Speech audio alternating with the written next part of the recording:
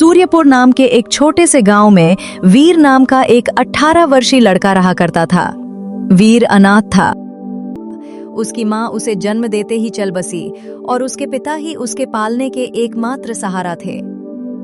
जब वीर 10 साल का था, उसके पिता किसी काम से जंगल गए और फिर लौटकर कभी वापस नहीं आए। उसके बाद वीर पूरी तरह अकेला हो गया। वीर अपनी छोटी सी कुटिया में रहता था। उसके घर के पास ही सरपंच और उनकी पत्नी रहा करती थी। उनकी कोई अपने संतान नहीं थी, इसलिए वीर के माता पिता के गुजर जाने के बाद उन्होंने ही वीर को पाला। ये लो वीर बेटा, खाना खा लो और अगर कम पड़े तो मुझसे आकर ले लेना। नहीं मौसी, मैं कब तक आपके ऊपर बोझ बनकर बैठा रहूंगा। अब तो मुझे शर्म आती है। अरे बेटा, ये तुम कैसी बातें कर रहे हो? अगर तुम हमारे अपने बच्चे नहीं हो तो इसका मतलब थोड़ी ना है कि तुम हम पर बोझ हो। आगे से ऐसी बातें मत करना, चुपचाप ये खाना खाओ। ये कहकर सरपंच की पत्नी सीमा वहां से चली गई। वीर ने खाना खाया। खाने के बाद जब वो झोपड़ी से बाहर निकला तो सामने ही सरपंच दिखाई दिए। वीर उन्हें देखा और सीधे ही उनके पास जाकर पहुंचा। वीर बेटा, खाना खा लिया है ना?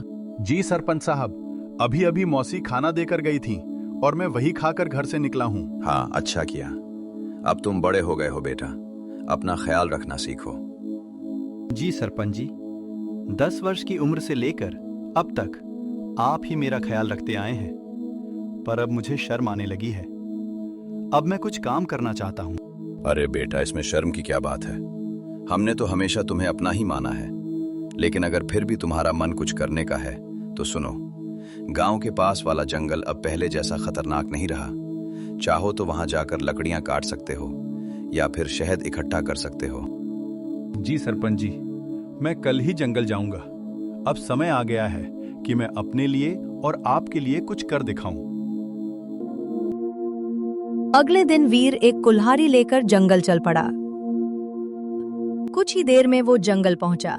जंगल में कदम रखते ही उसने अपने मन में कहा, अब तक सरपंच जी ने मेरी बहुत मदद की है और अब समय आ गया है कि मैं अपने पैरों पर खड़ा होकर दिखाऊं और अब मैं उनकी सेवा करूं ताकि उन्हें कभी अपने संतान की कमी महसूस ना हो और वो हमेशा खुश रहें। वीर इतना सोच ही रहा था कि अचानक उसकी नजर एक मैना पक्षी पर गई जो उसे बड़े ही ध्यान से देख रही थी। अरे ये मैना मुझे इतना ध्यान से क्यों देख रही है? ये मैना सभी मैना पक्षियों से अलग लग रही है और इसका रंग भी सभी पक्षियों से अलग है। वीर ने इतना कहा ही था कि वो मैना पक्षी उसके पास उड़ती हुई आई और इंसानी आवाज में बोली, मैं तुम्हें भली भांति जानती हूँ वीर। तुम्हारा नाम वीर है और तुम मदन के बेटे हो। मैना पक्षी को बोलते देखकर वीर बहुत डर गया और बोला, ये कैसे मुमकिन है? तुम तो एक पक्षी हो, फिर इंसानी आवाज में कैसे बात कर रही हो? शायद ये मेरी आंखों का धोखा है। भला कोई पक्षी इंसानी आवाज में कैसे बोल सकती है?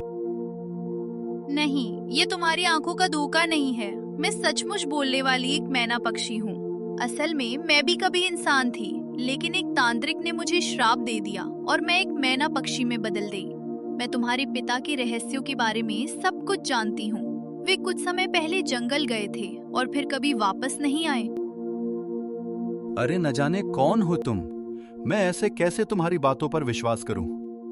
क्या कभी सोचा है तुमने, तुम पिछले कई वर्षों से बिना पिता के रह रहे हो, लेकिन गांव में कोई भी तुम्हारे पिता के बारे में बात नहीं करता, तुम्हारी कोई मदद नहीं करता सिवाय तुम्हारे गांव के सरपंच के।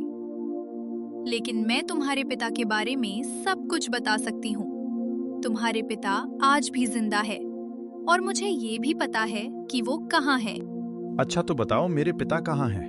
मैं उनसे मिलना चाहता हूँ। मैं तुम्हें जरूर बताऊंगी, लेकिन तुम्हें उससे पहले मुझे इस श्राप से मुक्त करना होगा।